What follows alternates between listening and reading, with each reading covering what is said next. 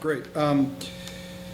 I guess following on to that, more and more large chain hotel operators are attempting to move into the boutique and lifestyle space, two of those words that annoy me, with their own soft-branded concepts. What do you make of this trend? And this is something we just talked about just a few minutes ago. And do you think it's going to last? Yeah, well, I mean, and you were at the conference, so you saw the statistics of independent versus chain. There's a lot of cost that comes with that chain affiliation. So I don't know, people probably have to weigh it.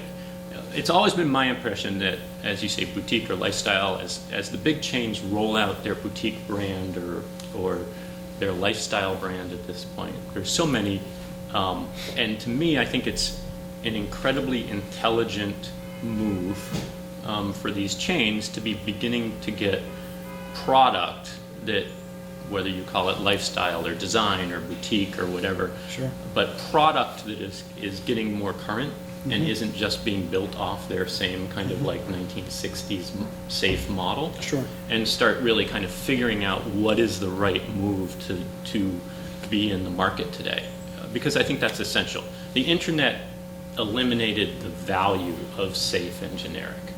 People today can learn about anything, anywhere. So the risk of trying a new hotel in a new market is much smaller. You can see what other people say about it. You can see a lot of pictures of it. Sure. You can really almost understand it before you go. So it gives independents a great platform. Sure. Right? That, yeah, roll back before, it was hard for an independent to compete with the chains because people would go for safe because it was so hard to kind of know what the differences are. Today that's not happening anymore. What's nice to see in a way is the chains have realized that they need to bring their product beyond generic and safe because that alone doesn't sell hotels anymore. And so these moves are great. Now, how they impact kind of the more independent market and stuff, to me, what they're doing is securing their own future with their customer. Okay, so they're introducing these hotels.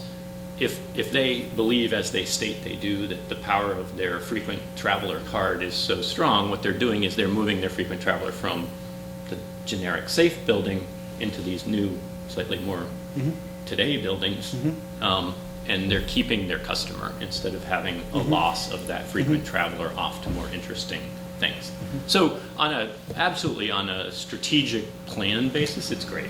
On a kind of, is it an exchange? No, I mean, I don't think a true independent customer, somebody staying in our hotel, is really attracted by those kind of things. Right.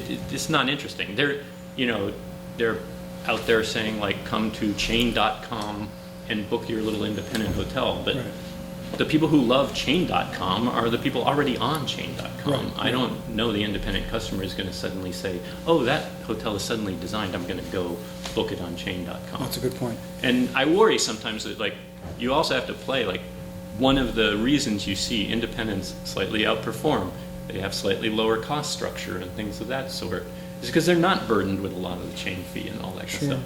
I'd hate for somebody to make a decision to have the challenge of being independent and having to like create your own identity and be saddled with those chain fees. Interesting. It could be a crazy scenario. You have to figure out each product with who's your customer and then what's right for that customer. Right. And if your customer is that like frequent guest carrying customer, then yeah, maybe that's a perfect affiliation for you. Right. I'm not sure. There are a lot of independent hotels that would probably add no value to. Right. That's very interesting. You made some great points. Listen, I really appreciate you taking a few minutes and speaking with us, and hope you'll be here for the rest of the conference. Sure. Thanks for joining us. Andrew Benioff for the Independent Lodging Congress. Thanks for joining us.